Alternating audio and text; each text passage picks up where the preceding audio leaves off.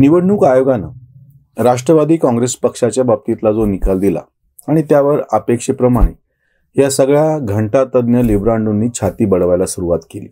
खरं तर शिवसेनेच्या बाबतीत जेव्हा निकाल आला होता तेव्हाच आम्ही व्हिडिओ पण केला होता आणि एक गोष्ट स्पष्ट केली होती की कुठल्याही पक्षाचा जो संसदीय गट असतो त्याला खूप महत्त्व आहे आणि बाकी पक्ष कोणाचा आणि काय नाही हे जर मोजायचं असेल तर त्यासाठी जी पक्षाची घटना, पक्षाच्या नियमित निवडणुका आणि असंख्य गोष्टी आहेत. पण बहुतांश वेळा संसदीय पक्षावरूनच तो पक्ष काय आणि कसा आहे हे ठरवला जातो, म्हणजे कोणाचा आहे.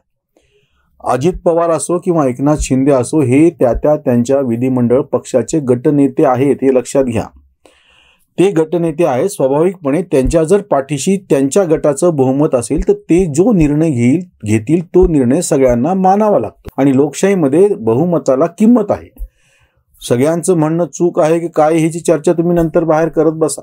आता ही राष्ट्रवादी काँग्रेस पक्ष जेव्हा त्यांनी तर इतकी तयारी केलेली होती की त्याची राष्ट्रीय कार्यकारिणी बदलली, शरद पवार पक्षाचे प्राथमिक सदस्यच आहेत की नाही इथपासून सगळं शोधून काढून सगळं एकूण कागदपत्र व्यवस्थित तयार ठेवली होती. 1 लाखाच्या जवळपास सगळी शपथपत्र दाखल केली होती. शरद पवार गटानं काहीतरी 40,000 दाखल करू शकले. म्हणजे ही सगळी तयारी त्यांनी व्यवस्थितरित्या पूर्ण केली होती. नंतरच तो जे काही तथाकथित बंड म्हणा, काय म्हणायचं ते म्हणा, किंवा आमचाच पक्ष खरा राष्ट्रवादी कसा आहे हे सगळं माहीत असताना सुद्धा हे घंटातज्ञ वारंवार जसं त्या 16 अपात्र आमदारांच्या नावानं टिमकी गाजवत होते, तुणतुणं वाजवत होते, तसंच यायचं पण होत होतं. आणि आता म्हणजे हसायची गोष्ट अशी, हे असं आता म्हणतायत हे तथाकथित घंटातज्ञ, लिब्रांडो, पुरोगामी विचारवंत, पत्रकार, सामाजिक कार्यकर्ते, निर्भय बनववाले की संपूर्ण महाराष्ट्रात 2च व्यक्तींच्या बाबतीमध्ये सहानुभूतीची लाट आहे आणि त्या व्यक्ती म्हणजे उद्धव ठाकरे आणि शरद पवार. आता हसायची गोष्ट ही की हे ज्यांचं समर्थन करायला लागलेत ह्याच लोकांनी आणीबाणीच्या काळामध्ये, शरद पवार स्वतः त्या काँग्रेसच्या मंत्रिमंडळात होते, आणीबाणीच्या काळामध्ये महाराष्ट्रातले हे सगळे तथाकथित सगळे समाजवादी, पुरोगामी सगळे कार्यकर्ते आणि त्यांचे ज्येष्ठ यांनी आंदोलन केले, तुरुंगात गेले. यांना घालणारे शरद पवारच होते, शंकरराव चव्हाणच होते आणि त्याच अशोक चव्हाणांच्या मांडीवर बसून, त्याच शरद पवारांच्या मांडीवर बसून किंवा त्या शरद पवारांचे गुणगान करायला लागले. ज्यांनी लवासा प्रकरणामध्ये शरद पवारांच्या विरोधामध्ये रान उठवलं होतं ते आज निर्भय बनून ह्या शरद पवारांची भलामण करायला किती, म्हणजे काय म्हणावं याला विरोधाभास. अल्लामा इक्बालचा एक शेर आहे, क्या खूब रंग बदल दिया है इनकलाब ने गुलिस्तां का, फूल मुरझा गए और कांटों में बहार आ गई. म्हणजे उलट पालट कसं झालेलं आहे. जे बाळासाहेब ठाकरेच्या नावानं बोंब मारत होते, त्यांना जातीवादी म्हणत होते, त्यांनी धार्मिक भावना भडकवल्या असं म्हणत होते, ते सगळे आज बाळासाहेब ठाकरेंचे चिरंजीव उद्धव ठाकरेंना सहानुभूती कशी हे सांगत फिरायला. ज्या काँग्रेसनी आणीबाणी लादली, लोकशाहीचा दिवसा ढवळ्या खून केला, त्यांच्या मांडीवर बसून हे आता असं सांगायला लागले की एक तर शरद पवारच्या बाजूनं सहानुभूतीची लाट कशी आहे आणि मोदी अमित शहा कसे हुकुमशाह आहेत हे ते सांगायलेत त्यांच्या मांडीवर बसून की ज्यांनी तुम्हाला आणीबाणीमध्ये तुरुंगात घातलं होतं. काय विरोधाभास आहे, काय उलटापालट सगळी करून टाकलेली आहे.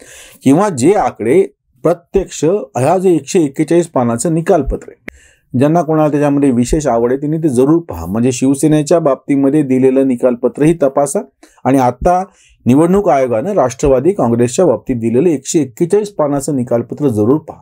ह्याच्यामध्ये जो प्रमुख मुद्दा आहे मी तुम्हाला ढोबळ मानानं सांगतो, पक्षाची घटना तर व्यवस्थित तो काही मुद्दा नाही, पक्षाच्या नियमितपणे निवडणुका झालेल्या नाहीये, पक्षांतर्गत लोकशाही जिवंत नाहीये, पक्षाचं म्हणून जी काही सगळी संरचना असावी लागते ती लोकशाही पद्धतीनं चालू नाहीये.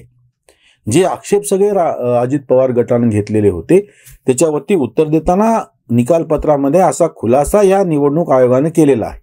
आणि म्हणून करिता जे निवडून आलेले, म्हणजे पक्षानं बी फॉर्म दिल्याच्या नंतर जो उमेदवार उभा राहिला आणि जो निवडून आला आणि एकूण निवडणुकीमध्ये पक्षाला जी मतं मिळाली हे सगळे मोजून त्यांनी सांगितलेले कोण कोणाबरोबर आहेत, पक्ष कोणाच्या बरोबर आहे हे ठरवत असताना बहुमत म्हणजे लोकांचं मत कोणाच्या बाजूने आहे हे मोजल्या गेलेले. हे मोजायचं सरळ साधं एकच जे एकक आहे, माप जे आहे ते म्हणजे निवडणुकीत मिळालेली मतं. तुम्ही जिंका किंवा तुमचा पराभव हो, जे तुमच्याकडं तुम्हाला मिळालेली मतं आहेत आणि तो निवडून दिलेला माणूस ज्याच्याकडे आहे तितक्या लोकांचं त्याला समर्थन आहे असं गृहीत धरावं लागतं. हे घंटातज्ञ सांगायला तयार नाही, भ्रम तयार करायला लागलेत. म्हणजे तिकडं शिवसेना पक्ष हा उद्धव ठाकरेचा कसा आहे, म्हणजे यांना पक्षाचा जो अध्यक्ष आहे त्याची एकाधिकारशाही मंजूर आहे, पण यांच्याच पक्षाच्या विधिमंडळ गटाने बहुमताने एखादा निर्णय घेतला तर मंजूर नाही. लोकशाही बचाव म्हणत फिरणारे हे किती ढोंगी आहेत बघा, की ज्यांना, या सगळ्या लोकांना संसदीय पक्षामध्ये जेव्हा लोकशाहीच्या मार्गाने बहुमताने एखादा निर्णय झाला, एकनाथ शिंदे बरोबर गेलेले 40-41 आमदार असो किंवा अजित पवारांबरोबर गेलेले हे बहुसंख्य आहेत त्या पक्षातले, त्यांनी जो निर्णय घेतला त्याच्यामुळे बरं ते बंड केले असं म्हणत नाहीयेत. पक्षामधला हा मतभेद आहे, गटनेत्यांनी ती बैठक बोलवलेली आहे, त्यांनी निर्णय घेतलेला आहे. आता त्यांनी त्या पद्धतीनं दावा केलेला सत्ता स्थापनेचा, नवीन सत्ता स्थापन झाली, त्याला पाठिंबा देणारा अजित पवार गट तिकडे गेला. हे सगळं समोर असताना, आकड्यातून कागदोपत्री हे सगळं समोर असताना हे ते मानायला तयार नाहीत. इतकंच नाही, अगदी कळस म्हणजे यांचं असं म्हणणं आहे, त्यांची भाषणं तुम्ही ऐका, मी काय त्याच्याबद्दल फार बोलत नाही, नावं कोणाची घेत नाही. संसदेमध्ये सगळ्यांनीच मिळून एखादा चूक निर्णय घेतला तर ते बदलायची तयारी आपण बाहेर, संसदेच्या बाहेर केली पाहिजे आणि आंदोलन करून संसदेवर धडका दिला पाहिजे. वाक्य आहेत त्यांचे हे. म्हणजे काय केलं पाहिजे मला बिलकुल कळायला मार्ग. शहाबानो प्रकरणामध्ये जेव्हा सर्वोच्च न्यायालयाचा निर्णय असाच संसदेने फिरवला होता, हा फिरवलेला निर्णय बदलण्यासाठी ह्यांनी काय आंदोलन केलं बाहेर? तुम्हाला पूर्णपणे 5 वर्षे वाटच पाहावी लागली. तुमच्या लोकशाही व्यवस्थेमधला दोष म्हणा किंवा त्रुटी म्हणा अशी आहे, तुम्ही निवडून दिलेले जे प्रतिनिधी आहेत ते प्रतिनिधी ज्या पद्धतीनं निर्णय घेतील तो सगळ्यांचा निर्णय आहे असं म्हणून मान्य करावं लागतं. जर ते चुकले असं तुमचं मत असेल तर पुढच्या निवडणुकीपर्यंत त्यांना सहन करण्याशिवाय दुसरा काहीही पर्याय नाही. तोपर्यंत आम्ही वाट पाहू शकत नाही, यांचं वाक्य. राष्ट्रवादी काँग्रेस या बहुमताच्या आधाराने अजित पवारांची आहे, शिवसेना बहुमताच्याच आधाराने एकनाथ शिंदेची आहे, असा निर्णय दिल्याच्या नंतर सुद्धा हे छाती पिटणार असतील आणि असं म्हणणार असतील की नाही नाही आम्हाला हे मंजूर नाही. आम्हाला म्हणजे कोणाला? ज्यांनी त्यांना प्रत्यक्ष मतदान केलं त्यांच्या प्रतिनिधित्वाच्या संख्येवरूनच ही मोजमाप निवडणूक आयोगाने केलेलं आहे. आणि जर तुम्हाला हे मंजूर नसेल तर उद्या जेव्हा केव्हा निवडणुका लागतील तुम्ही लोकांसमोर जा आणि सिद्ध करा. आज ज्या पद्धतीची आघाडी, महाविकास आघाडी स्थापन झाली हीच मुळात अनैतिक होती. भाजप आणि शिवसेनेनी एकत्र निवडणूक लढवलेली होती, मतदारांनी कौल त्यांना दिलेला होता. मग ह्या लोकशाहीचं रक्षण करणाऱ्यांनी ह्याचं उत्तर द्यावं की तुम्हाला हे नैतिक अधिकार आहे का की जी अनैतिक पातळीवरती तयार झालेली आघाडी आहे तिचं तुम्ही समर्थन करायला लागलं. शरद पवार आणि उद्धव ठाकरे हे दोघांच्याही विरोधामध्ये तुम्ही सातत्यानं टीका केलेली होती, गरळ ओकलेली होती आणि आता केवळ मोदीच्या विरोधाच्या नावाखाली म्हणून तुम्ही यांची बाजू घ्यायला लागला. हा जो निकाल आलेला आहे त्याच्यामधून काही शहाणपण, राजकीय पक्ष काय शिकतील काय नाही हा वेगळा विषय आहे. शरद पवार सारखे अतिशय धूर्त राजकारणी काय करतील ते मुद्दा वेगळा आहे, काँग्रेसवाले काय करतील तो मुद्दा वेगळा आहे. पण हे अनालिसिस करणारे हे सगळे बाकीचे जे आहेत त्यांनी ज्या पद्धतीनं प्रतिक्रिया द्यायला सुरुवात केलेली ते पाहता हे शिवसेनेच्या निकालातूनही काही शिकलेले नाहीयेत आणि आता राष्ट्रवादी बाबतच्या दिलेल्या निकालातूनही काही शिकण्याची यांची शक्यता दिसत नाहीये. त्यावरची उसंत वाणी. काकाच्या हातून निसटे घड्याळ, पळाले ओढाळ कार्यकर्ते. पुतण्यापासून काकाला वाचवा, लागला चकवा राजकीय. काका बसे घरी, आकडे मोजित, ठरला अजित पुतण्याचं. बाहेरचा नाही घरचाच भेदी, बाले किल्ला छेदी बारामती.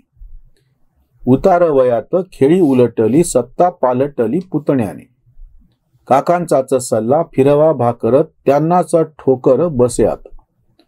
कांत उलटले आपलेच पाप, करुणी संताप काय आता, करुणी संताप काय आता. भावनी त्यांच्या व्हिडिओमध्ये फार गंमतशीर वाक्य वापरलेलं आहे की भाकरी फिरवा असं शरद पवार सांगायचे, पण इथं तर निवडणूक आयोगानं तवाच फिरवलेला. जो बदल राष्ट्रवादी काँग्रेसमध्ये करणं अपेक्षित होतं, जे नवं नेतृत्व यावं समोर असं वाटत होतं, UPAची सत्ता गेल्याच्या नंतर भाजपची सत्ता आहे आणि आता काहीतरी बदल करावा असं जी शक्यता होती 2014ला ती पण संधी पवारांनी गमावली. 2019च्या नंतरच्या पराभवातूनही गमावली आणि आता 2024च्या निवडणुका तोंडावरती आहेत. तेव्हाही आता अशा पद्धतीने तुम्ही दावे करता, आता तुम्ही सांगताय की सर्वोच्च न्यायालयात जाणार, म्हणजे हे चालत राहणार. प्रत्यक्ष जनतेच्या न्यायालयात जाणार काही हे बोललेले नाहीत आणि गेले पण नाही. काही दोन किरकोळ सभा घेतल्या. उद्धव ठाकरेंच काहीतरी आधी वज्रमुठ म्हणले, नंतर एल्गार म्हणाले, मग काय शिवयात्रा काय सगळं म्हणून पाहिलं, पण प्रत्यक्षामध्ये संपूर्ण महाराष्ट्र ढवळून काढायचं, पिंजून काढायचं जी काही गोष्ट हे करत होते ते काहीही झालेलं नाहीये. इंडिया आघाडीचंही पण संपूर्ण भारतभरामध्ये काही एक वातावरण तयार करू शकलेले नाहीयेत. आणि आता निवडणूक आयोगाच्या निकालावर मात्र छाती बडवून हे केवळ आपल्या चुकांवरती पांघरून घालतायत इतकंच. इथेच थांबूयात. धन्यवाद.